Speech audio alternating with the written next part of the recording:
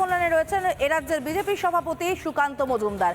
সুকান্ত বাবু, দুর্নীতি করলে পার যে পাওয়া যাবে না, হেমন্ত সোরেনের ঘটনা কি তার উল্লেখযোগ্য উদাহরণ হয়ে থাকবে?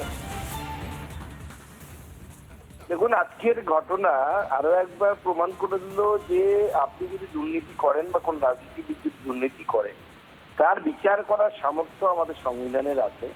এবং আমাদের যে সমস্ত ব্যবস্থা আছে, সংবিধান সম্মত যে সমস্ত ব্যবস্থা আছে, যে সমস্ত এজেন্সি আছে, সে ইডি হতে পারে, সিবিআই হতে পারে, বা ইনকাম ট্যাক্স হতে পারে, তো সেই সমস্ত সংস্থার এই দায়িত্বগুলো পড়ে। এবং আইনের সামনে আপনি রাজা হন বা প্রজা হন, আপনি সমান যদি আপনি অন্যায় করে থাকেন।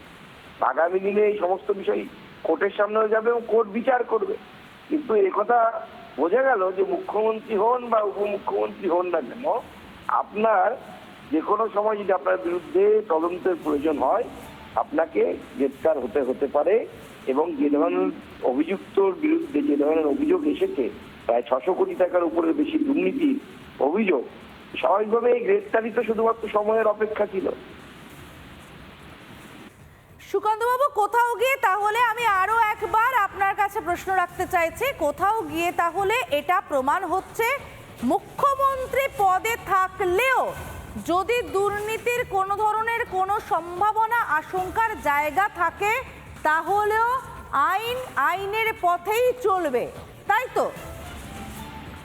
একদম সমাদৃতা। ভারতবর্ষের আইন যথেষ্ট শক্তিশালী এবং এই আইন কাউকে রিয়াক্ট করে না যারা ভাবে যে জনগণের টাকা চুরি করে আমি জনগণের রায় পেয়েছি মানে, আমি ভোটে জিতে গেছি মানে, আমি আমার পরিবারকে, আমার পরিবারের লোকদেরকে কোটিপতি বানাবো, কোটি কোটি কোটিপতি বানাবো, আর জনগণ চুপচাপ চেয়ে দেখবে ভোটে জিততে পরে চুরি করার অধিকার জন্মায় না। এই বাস্তবিক সত্যটা বুঝতে হবে এবং আমাদের রাজনীতিদেরও বোঝা দরকার।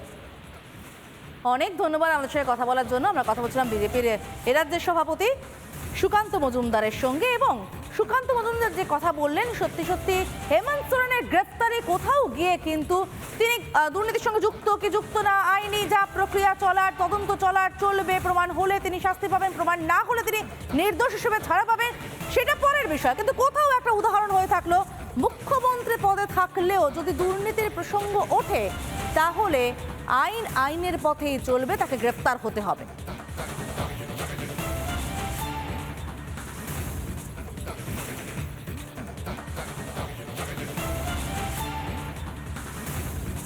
সম্ভাবনার জায়গা থেকে যাচ্ছে। ঝাড়খণ্ড মুক্তি মোর্চা সংখ্যা আছে দাবি করছে, কিন্তু রাজ্যপাল শপথ গ্রহণের টাইম দেননি। এই ডামাডোল নিয়ে আপনার কি প্রতিক্রিয়া? আবারও ইডি এবং রাজ্যপালকে দ্বৈত ভূমিকায় ব্যবহার করে বিজেপি একটি নির্বাচিত সরকারকে ফেলতে চাইছে, তা একদম দিনের আলোর মতো স্পষ্ট। ঝাড়খণ্ড মুক্তি মোর্চার বিধায়ক সংখ্যা এককভাবে বৃহত্তম। তারা যদি দাবি জানায় তাদের তরফ থেকে মুখ্যমন্ত্রী নতুন কেউ শপথ নিতে চান, রাজ্যপালের কোন এখতিয়ার আছে সেটা না বলার তিনি সময় দেবেন না কেন? আমরা এর আগে দেখেছি মহারাষ্ট্রে দেবেন্দ্র ফডনবিসকে মাঝরাতে ডেকে পাঠিয়ে রাজ্যপাল শপথ গ্রহণ করাচ্ছেন। এই ধরনের নির্লজ্জ চাটুকারিতা বিজেপির আমলেই সম্ভব। গোটা দেশ দেখছে, এর সমুচিত জবাব তারা 2024 নির্বাচনে পাবে।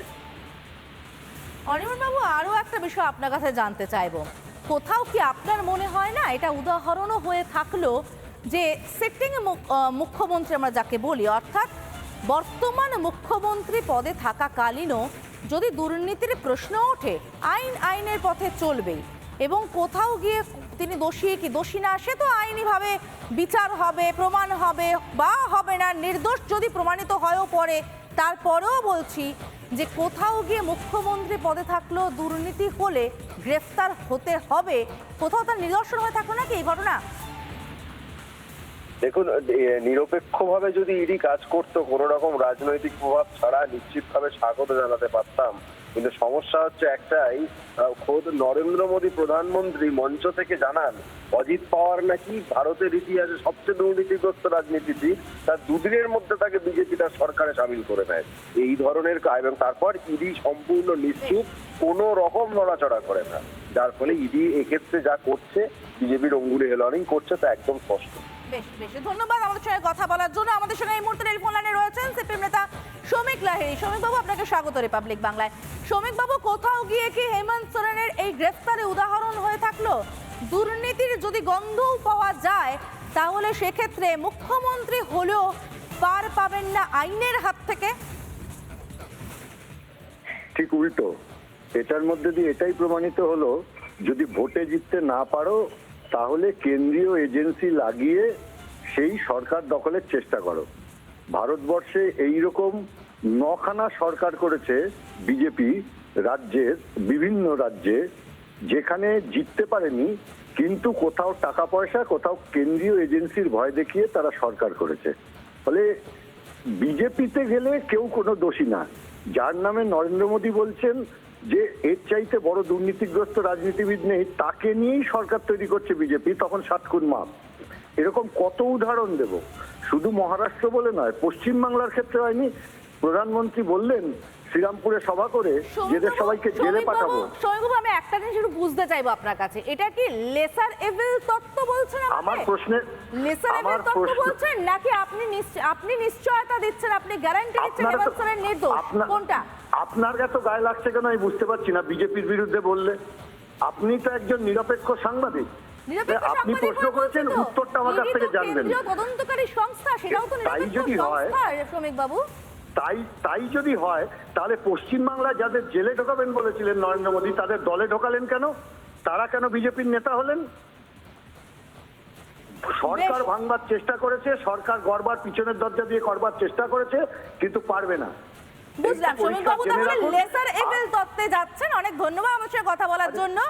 অর্থাৎ কম খারাপকে বেশি খারাপকে কার সঙ্গে জোট করা যায়, কম খারাপকে বেছে নেবো না বেশি খারাপকে বেছে নেবো, খানিক যেন এই তত্ত্বের পথেই হাঁটলেন শ্রমিক বাবু।